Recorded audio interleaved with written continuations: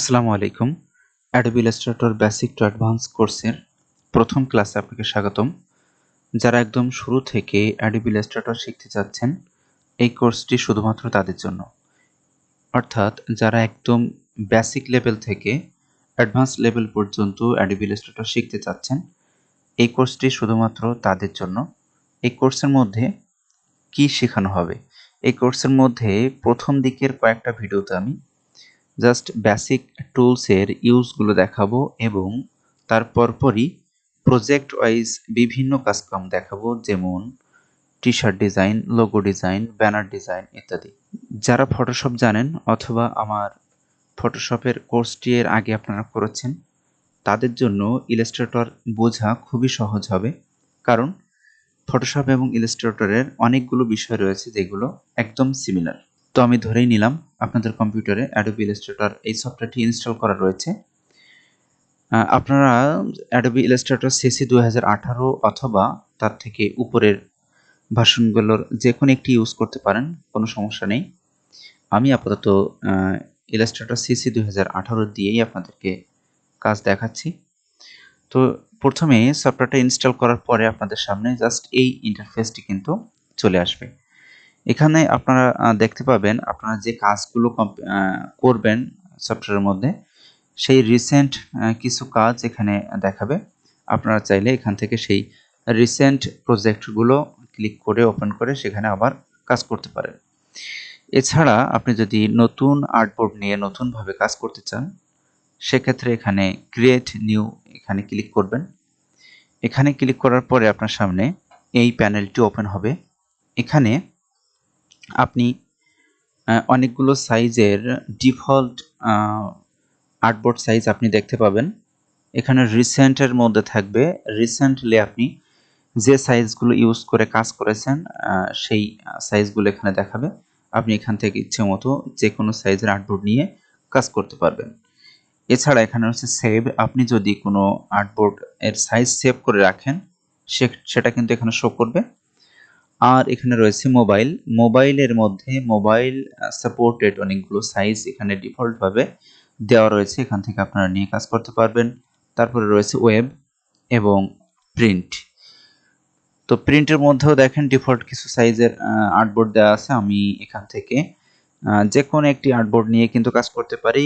এছাড়া আপনি যদি চান যে এই অনেকগুলো সাইজের মধ্যে থেকে আপনি কোনো সাইজ নেবেন না, আপনি চাইলে কাস্টম সাইজের আর্টবোর্ড নিতে পারেন। সেক্ষেত্রে এপাশে রয়েছে ওয়াইড এবং হাইট, এখানে রয়েছে মিলিমিটার। আপনি এখান থেকে পিক্সেল সিলেক্ট করে নিচ্ছি এবং এখানে আমি যদি চাই যে 2000 পিক্সেল আর এখানে থাকবে 3000 পিক্সেল, এই সাইজের একটা আর্টবোর্ড নিব এবং এখান থেকে জাস্ট আমি অ্যাডভান্স অপশানে ক্লিক করে এখানে কালার মোড CMYK এবং RGB দুইটা কালার মোড রয়েছে। যেহেতু অ্যাডোবি ইলাস্ট্রেটরের অধিকাংশ কাজ কিন্তু প্রিন্টেড হয়, অর্থাৎ লোগো বলেন বা পোস্টার বলেন, আপনি টি-শার্ট বলেন, এই সবগুলোই কিন্তু প্রিন্টেড ডিজাইন। সুতরাং এখানে অধিকাংশ সময় কিন্তু CMYK এই কালার মোডটি নিয়েই কাজ করা হয়। তো আমি ডিফল্টভাবে CMYK এটাই রেখে দিলাম এবং এখানে আপনি 300 ppi রাখতে পারেন বা এখান থেকে কম বেশি করতে পারেন ইচ্ছা মতো। এছাড়া আপনি এখানে দেখেন আর্টবোর্ড, এখানে আর্টবোর্ডের সংখ্যা আপনি নির্ধারণ করে দিতে পারেন। আপনি যদি এখানে 4টা আর্টবোর্ড দেন তাহলে একসাথে কিন্তু আপনার 4টা আর্টবোর্ড ওপেন হবে। আমি এখান থেকে জাস্ট এখানে লেটার সাইজ নিলাম, লেটার সাইজ যেটা আছে এটা নিলাম এবং এখান থেকে পিক্সেল করে দিলাম। আর আর্টবোর্ডের সংখ্যা এখান থেকে আমি দিলাম 4।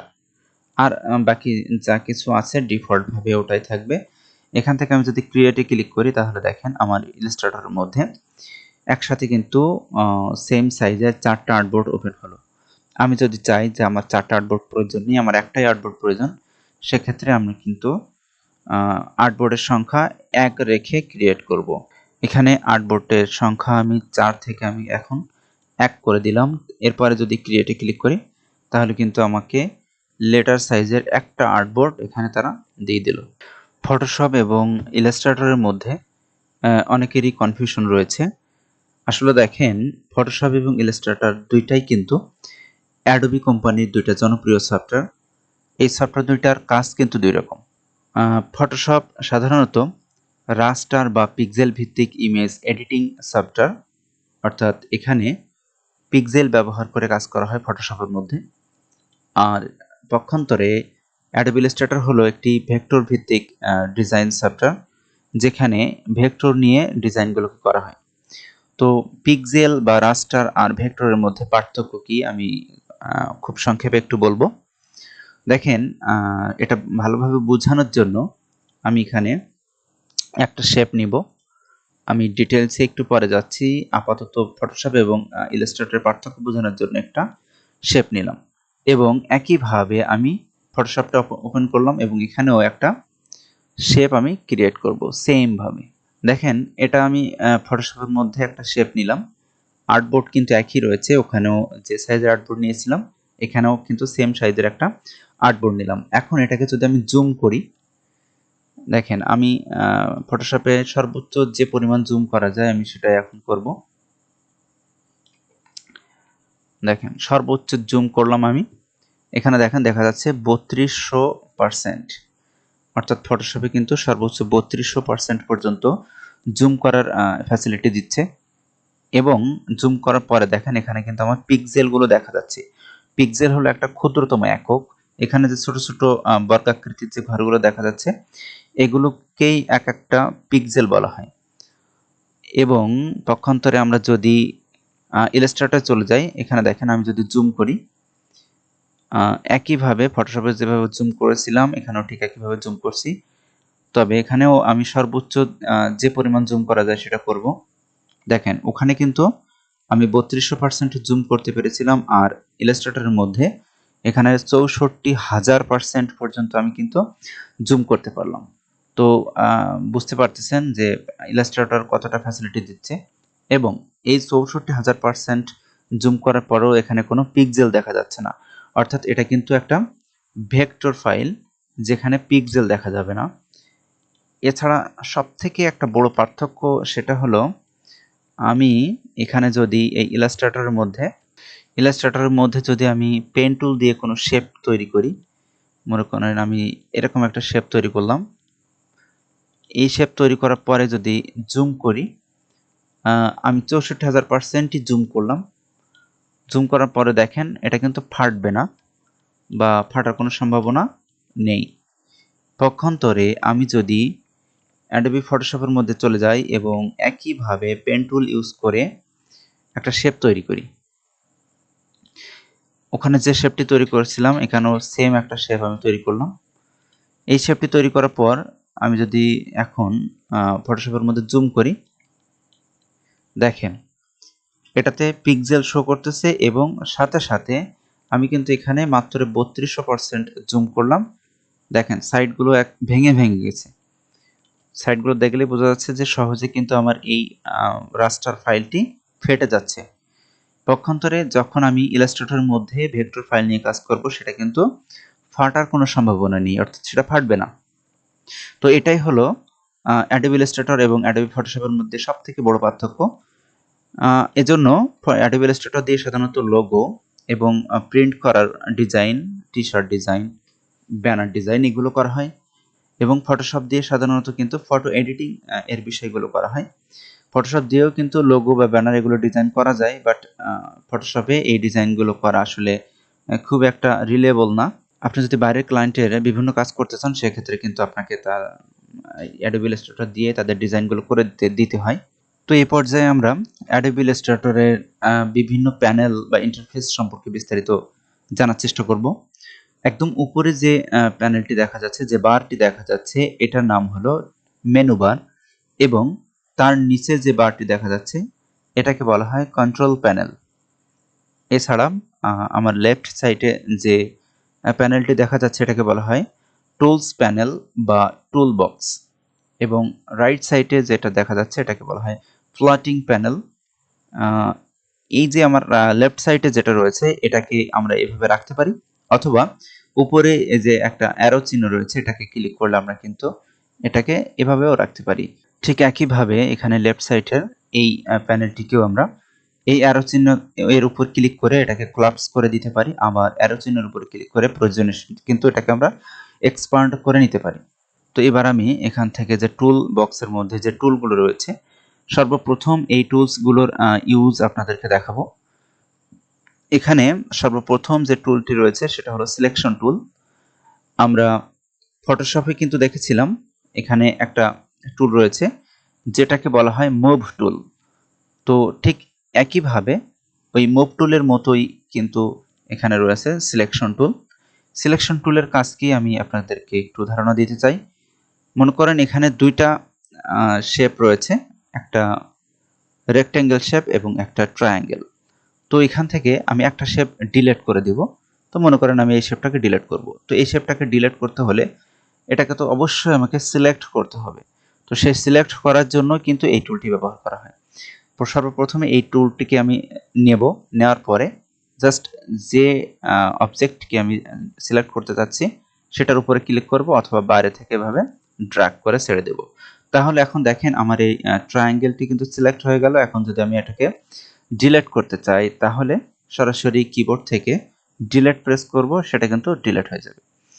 এবং এছাড়া আরও যে কাজগুলো করা যায় তা হলো, মনে করেন এখানে আমার অনেকগুলো শেপ রয়েছে। আমি সাপোজ আচ্ছা দেখেন এখানে আমি কপি করে নিলাম। এই কপি করার জন্য কিন্তু এই সিলেকশন টুলটি ব্যবহার করা হয়। মনে করেন আমি এই শেপটির একটা কপি নিব, সেক্ষেত্রে এই শেপটিকে তো আমি সিলেক্ট করলাম এই সিলেকশন টুল দিয়ে। এবার কিবোর্ড থেকে অল্টার প্রেস করে এভাবে মাউসের কার্সরটি এর উপরে আনলে দেখেন কার্সরটি দুইটা ভাগে ভাগ হয়ে গেছে, একটা কালো একটা সাদা। তো যখনই এমন হবে তখন আমি মনে করব যে আমাকে এটাকে কপি করার জন্য প্রস্তুত। এটাকে আমি ধরে যদি নিচের দিকে টান দেই, দেখেন একটা কপি কিন্তু তৈরি হয়ে গেল। তো এবার এই মনে করেন তিনটা শেপ রয়েছে, এখন আমি তিনটা শেপের তিনটা কালার দেব। তো কালার দেওয়ার জন্য কিন্তু আমাকে এই সিলেকশন টুলটিই ব্যবহার করতে হবে। মনে করেন আমি এই মাঝখানের এই যে শেপটি রয়েছে এটাকে আমি একটা কালার অ্যাপ্লাই করব। তো সেক্ষেত্রে এই শেপটিকে আগে সিলেক্ট করতে হবে এই সিলেকশন টুল দিয়ে, এভাবে ক্লিক করব, অথবা বাইরে থেকে এভাবে ড্র্যাগ করে ছেড়ে দিলেই কিন্তু এটা সিলেক্ট হয়ে যাবে। তো এটাকে সিলেক্ট করলাম, করার পরে আমি এখান থেকে এই যে কালার প্যানেল রয়েছে এখানে জাস্ট ডাবল ক্লিক করব। ডাবল ক্লিক করে এখান থেকে আমি ইচ্ছে মতো একটা কালার কিন্তু দিয়ে এখানে ওকে প্রেস করব, তাহলে কিন্তু কালারটাও পরিবর্তন হয়ে গেল। এবার দেখেন এখানে আমি যে তিনটা শেপ নিয়েছি, মনে করেন এই শেপ তিনটা একটু এলোমেলো আছে। তো আমি এই শেপ তিনটাকে একটু অ্যালাইন করতে চাচ্ছি, সেজন্য অবশ্যই এই তিনটা শেপকে আমাকে সিলেক্ট করতে হবে। তো সেটা করার জন্য এই সিলেকশন টুল নেব। দেখেন এই সিলেকশন টুলের শর্টকাট কিন্তু ভি, অর্থাৎ আমি অন্য কোনো টুলে আছি এবং এখান থেকে যদি খুব সহজেই এই সিলেকশন টুলে যেতে যায় তাহলে কিবোর্ড থেকে সরাসরি আমি যদি ভি প্রেস করি তাহলে এই সিলেকশন টুলে কিন্তু চলে যাব। তো এই সিলেকশন টুলে যাওয়ার পরে আমি এই শেপ তিনটাকে একবারে সিলেক্ট করব, সেজন্য এভাবে ড্র্যাগ করে জাস্ট তিনটাকে সিলেক্ট করে ছেড়ে দিলাম। এবার উপরে যে কন্ট্রোল প্যানেল রয়েছে এখান থেকে দেখেন অ্যালাইন করার অনেকগুলো অপশন রয়েছে। এখানে জাস্ট আমি এটাকে হরিজন্টাল অ্যালাইনে ক্লিক করলাম। এবার দেখেন এটা কিন্তু হরিজন্টালি অ্যালাইন হয়ে গেল। এবার ভার্টিক্যাল ডিস্ট্রিবিউট সেন্টারে ক্লিক করব, তাহলে কিন্তু আমাকে খুব সুন্দরভাবে এটাকে অ্যালাইন তারা করে দিল। তো এই সকল কাজ করার জন্যই কিন্তু আমাকে সর্বপ্রথম যে টুলটি ইউজ করতে হয় সেটা হলো সিলেকশন টুল। অ্যাডোবি ইলাস্ট্রেটরের মধ্যে সবথেকে বেশি ব্যবহৃত হয় কিন্তু এই সিলেকশন টুলটি। তো এখন আমি এই শেপগুলোকে আপাতত ডিলিট করে দিচ্ছি। দেখেন এই যে শেপগুলো আমি নিয়েছিলাম কিন্তু জাস্ট এইখানে এই রেক্ট্যাঙ্গেল টুল থেকে, এই একটা টুলের আন্ডারে কিন্তু আরো অনেকগুলো টুলস রয়েছে। জাস্ট এখানে এসে রাইট বাটন ক্লিক করলে কিন্তু সবগুলো টুলস আমাকে দেখাবে। এখান থেকে আমি ইচ্ছা মতো যে কোনো টুলস নিয়ে কিন্তু কাজ করতে পারি। সর্বপ্রথম আমি যেটা দেখাবো রেক্ট্যাঙ্গেল টুল। এই রেক্ট্যাঙ্গেল টুলটি নিলাম, নেওয়ার পরে দেখেন এখানে যদি আমি ড্র্যাগ করে ছেড়ে দিই তাহলে একটা রেক্ট্যাঙ্গেল শেপ তৈরি হলো।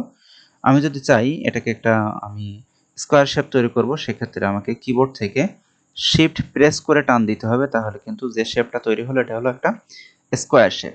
আমি এই শেপটাকে একটু ছোট করে নেব, সেজন্য জাস্ট এই কর্নারে মাউস আনলে দেখেন একটা অ্যারো চিহ্ন চলে আসলো। এখন এটা মাউসের লেফট বাটন ক্লিক করে জাস্ট উপরের দিকে টান দিলে কিন্তু এটা শেপটা ছোট হয়ে যাবে।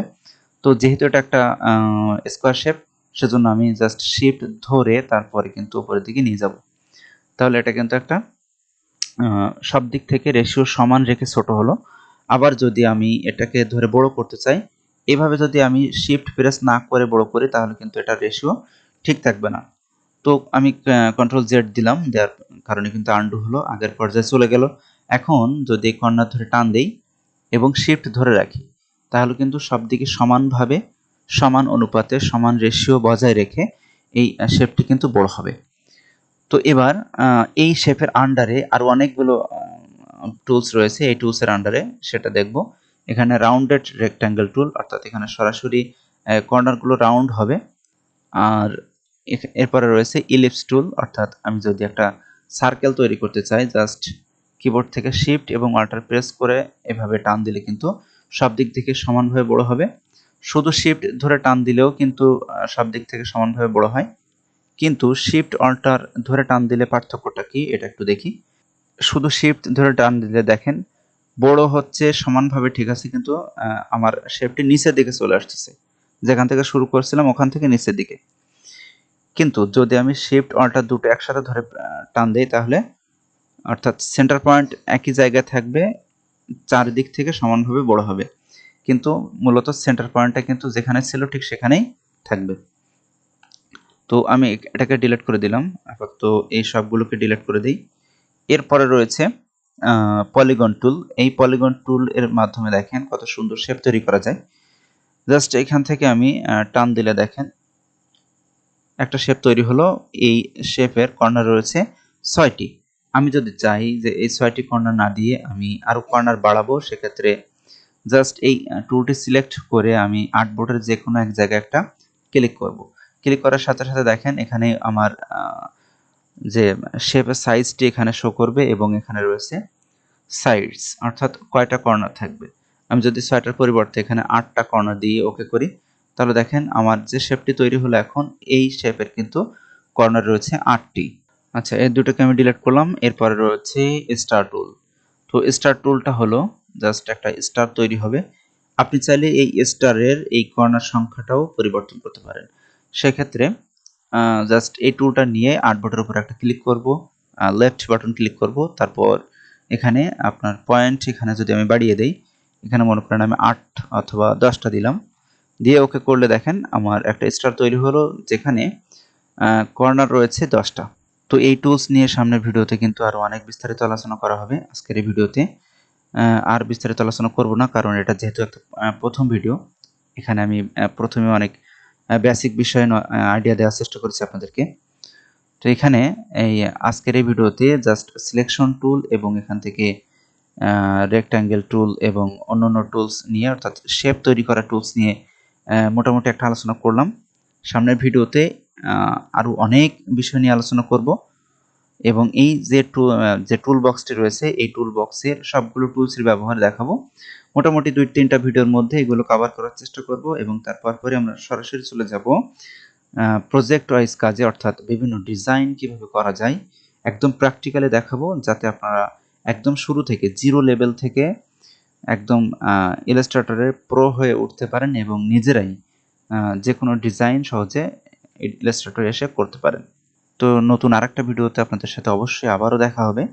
সে পর্যন্ত সবাই সুস্থ থাকবেন, ভালো থাকবেন। আর ভিডিওটি কেমন লেগেছে অবশ্যই কমেন্ট করে জানাবেন। আর যদি ভালো লেগে থাকে অবশ্যই লাইক দিবেন এবং আমার চ্যানেলটিকে সাবস্ক্রাইব করে রাখবেন। ধন্যবাদ সবাইকে। আসসালামু আলাইকুম।